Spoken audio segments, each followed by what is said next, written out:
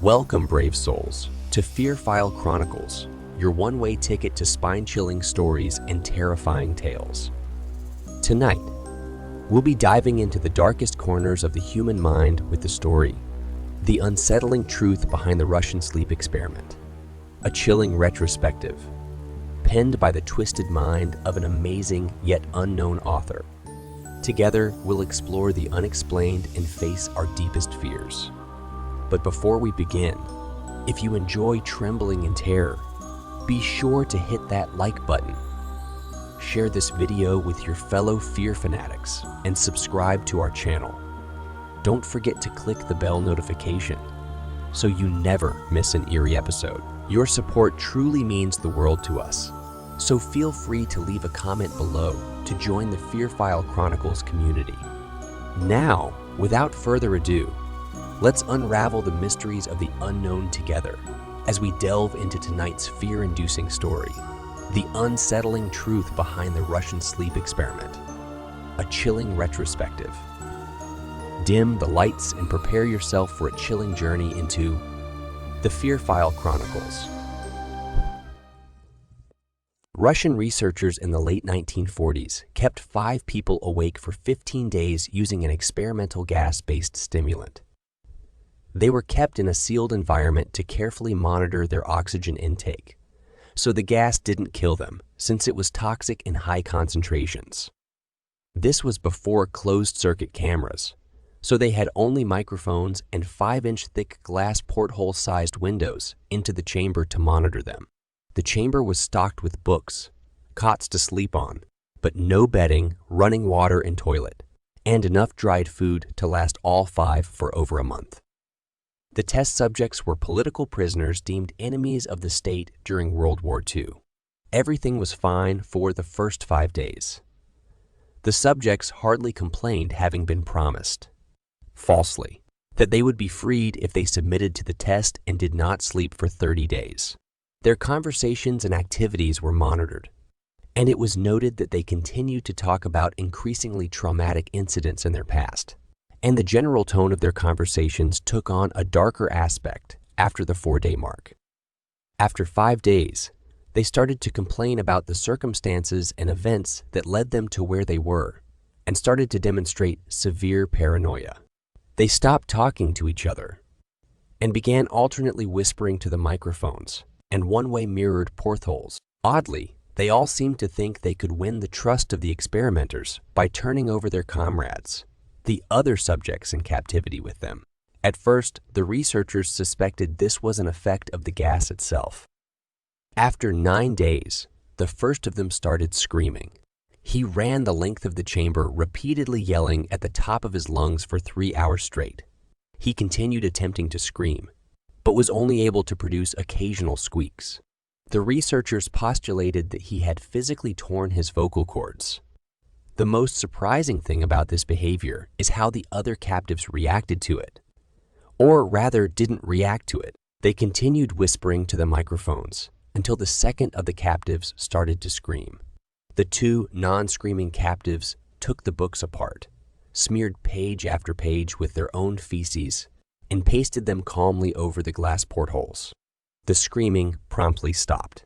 So did the whispering to the microphones. After 3 more days passed, the researchers checked the microphones hourly to make sure they were working, since they thought it impossible that no sound could be coming with 5 people inside.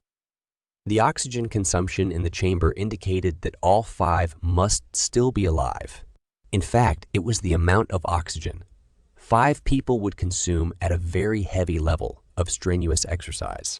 On the morning of the 14th day, the researchers did something they said they would not do to get a reaction from the captives.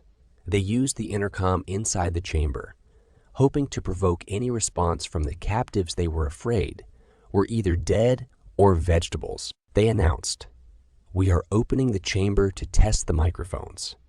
Step away from the door and lie flat on the floor, or you will be shot. Compliance will earn one of you your immediate freedom." To their surprise, they heard a single phrase in a calm voice response: "We no longer want to be freed." Debate broke out among the researchers and the military forces funding the research.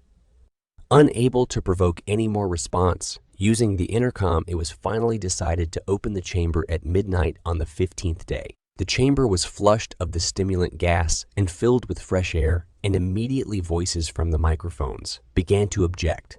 3 different voices began begging, as if pleading for the life of loved ones, to turn the gas back on. The chamber was opened and soldiers sent in to retrieve the test subjects.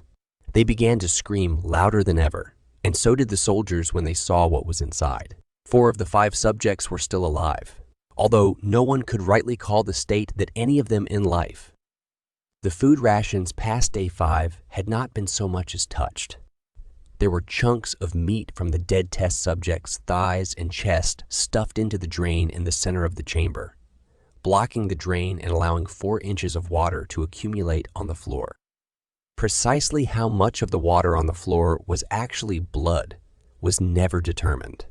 All 4 surviving test subjects also had large portions of muscle and skin torn away from their bodies. The destruction of flesh and exposed bone on their fingertips indicated that the wounds were inflicted by hand, not with teeth as the researchers initially thought. Closer examination of the position and angles of the wounds indicated that most, if not all of them, were self-inflicted. The abdominal organs below the rib cage of all 4 test subjects had been removed, while the heart, lungs, and diaphragm remained in place.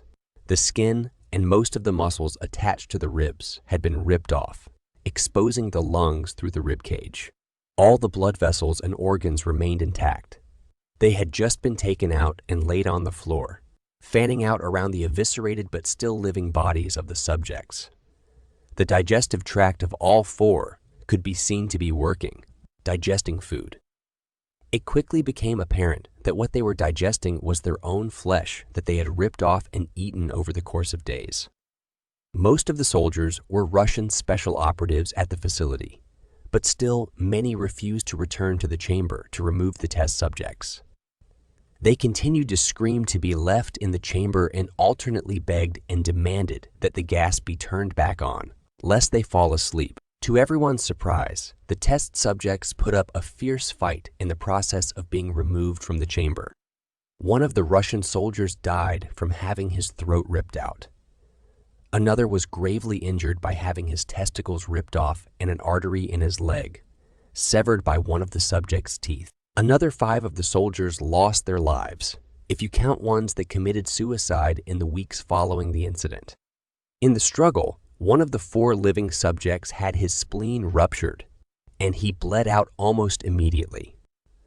The medical researchers attempted to sedate him, but this proved impossible. He was injected with more than 10 times the human dose of a morphine derivative, and still fought like a cornered animal, breaking the ribs and arm of one doctor. When heart was seen to beat for a full 2 minutes after he had bled out to the point, there was more air in his vascular system than blood. Even after it stopped, he continued to scream and flail for another 3 minutes, struggling to attack anyone in reach and just repeating the word more, over and over, weaker and weaker, until he finally fell silent. The surviving 3 test subjects were heavily restrained and moved to a medical facility. The 2 with intact vocal cords continuously begging for the gas, demanding to be kept awake. The most injured of the 3 was taken to the only surgical operating room that the facility had. In the process of preparing the subject to have his organs placed back within his body, it was found that he was effectively immune to the sedative they had given him to prepare him for the surgery. He fought furiously against his restraints when the anesthetic gas was brought out to put him under.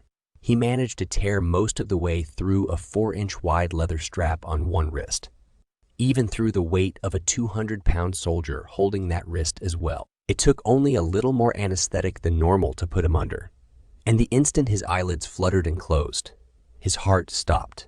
In the autopsy of the test subject that died on the operating table, it was found that his blood had triple the normal level of oxygen.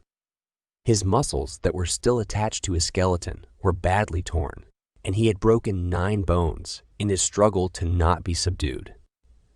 Most of them were from the force his own muscles had exerted on them. The second survivor had been the first of the group of 5 to start screaming. his vocal cords destroyed.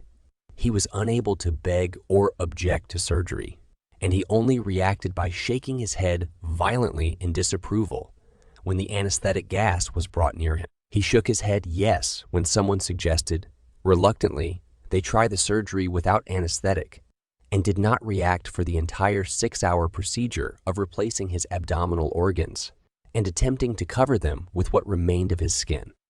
The surgeon presiding stated repeatedly that it shouldn't be medically possible for the patient to still be alive. One terrified nurse assisting the surgery stated that she had seen the patient's mouth curl into a smile several times whenever his eyes met hers. When the surgery ended, the subject looked at the surgeon and began to wheeze loudly, attempting to talk while struggling. Assuming this must be something of drastic importance, the surgeon had a pen and pad fetched so the patient could write his message. It was simple: keep cutting. The other 2 test subjects were given the same surgery, both without anesthetic as well, although they had to be injected with a paralytic for the duration of the operation. The surgeon found it impossible to perform the operation, while the patients laughed continuously. Once paralyzed, the subjects could only follow the attending researchers with their eyes. The paralytic cleared their system in an abnormally short period of time, and they were soon trying to escape their bonds. The moment they could speak, they were again asking for the stimulant gas. The researchers tried asking why they had injured themselves, why they had ripped out their own guts, and why they wanted to be given the gas again. Only one response was given: I must remain awake. All 3 subjects' restraints were reinforced, and they were placed back into the chamber, awaiting determination as to what should be done with them. The researchers, facing the wrath of their military benefactors for having failed the stated goals of their project, considered euthanizing the surviving subjects. The commanding officer, an ex-KGB instead, saw potential and wanted to see what would happen if they were put back on the gas. The researchers strongly objected, but were overruled. In preparation for being sealed in the chamber again, the subjects were connected to an EEG monitor and had their restraints padded for long-term confinement. To everyone's surprise, all 3 stopped struggling the moment it was let slip that they were going back on the gas. It was obvious that at this point, all 3 were putting up a great struggle to stay awake. One of the subjects that could speak was humming loudly and continuously. The mute subject was straining his legs against the leather bonds with all his might. First left, then right, then left again for something to focus on. The remaining subject was holding his head off his pillow and blinking rapidly. Having been the first to be wired for EEG, most of the researchers were monitoring his brainwaves in surprise. They were normal most of the time, but sometimes flatlined inexplicably. It looked as if he were repeatedly suffering brain death before returning to normal. As they focused on paper scrolling out of the brainwave monitor, only one nurse saw his eyes slip shut at the same moment his head hit the pillow. His brainwaves immediately changed to that of deep sleep, then flatlined for the last time as his heart simultaneously stopped. The only remaining subject that could speak started screaming to be sealed in now. His brainwaves showed the same flatlines as one who had just died from falling asleep. The commander gave the order to seal the chamber with both subjects inside, as well as 3 researchers. One of the named 3 immediately drew his gun and shot the commander point blank between the eyes, then turned the gun on the mute subject and blew his brains out as well. He pointed his gun at the remaining subject, still restrained to a bed as the remaining members of the medical and research team fled the room. "I won't be locked in here with these things. Not with you," he screamed at the man, strapped to the table. "What are you?" he demanded. "I must know." The subject smiled. "Have you forgotten so easily?" the subject asked. "We are you. We are the madness that lurks within you all, begging to be free at every moment in your deepest animal mind. We are what you hide from in your beds every night. We are what you sedate into silence and paralysis when you go to the nocturnal haven where we cannot tread." The researcher paused, then aimed at the subject's heart and fired. The EEG flatlined as the subject weakly choked out. So, nearly free. Well, my friends, we've reached the end of tonight's chilling tale, the unsettling truth behind the Russian sleep experiment, a chilling retrospective by a talented and sadly unknown author. I hope you've enjoyed our descent into darkness, and that you'll carry a piece of the Fear File Chronicles with you as you drift into uneasy dreams. If our story left you shivering and shaking, don't forget to like this video, share it with others who crave a good scare, and subscribe to the Fear File Chronicles for more haunting horrors. Remember to hit the bell notification so you're always among the first to know when a new nightmare awaits. As always, we appreciate your support and would love to hear your thoughts in the comments below. Sharing your fears and frights with us truly means a lot, so don't be shy to engage with our sinister community. Until next time, remember to embrace the darkness, for it is within the shadows that our most terrifying stories are born. Good night, and stay scared